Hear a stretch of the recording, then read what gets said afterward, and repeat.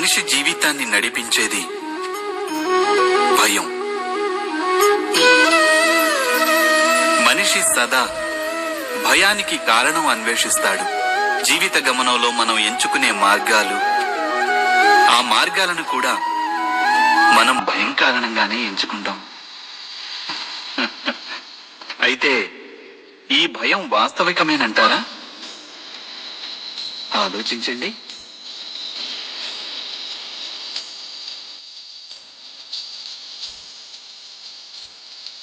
భవిష్యత్తులో తనకు ఏదైనా ఆపద వస్తుందన్న అనుమానమే భయం.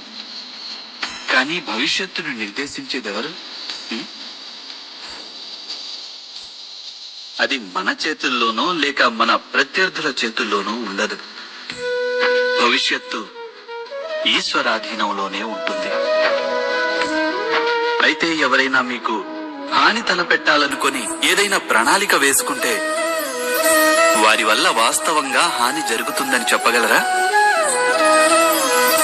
లేదు. కానీ భయంతో నిండి ఉన్న మనసు మనకు ఎక్కువ హానికరమవుతుంది. ఇది సత్యం కాదంటారా?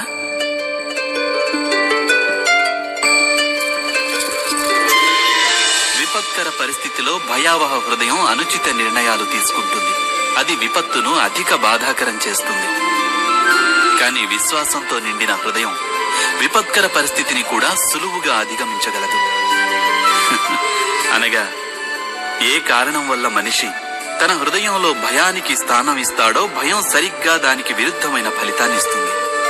ఇది సత్యం కాదంటారా? మీరే ఆలోచించండి.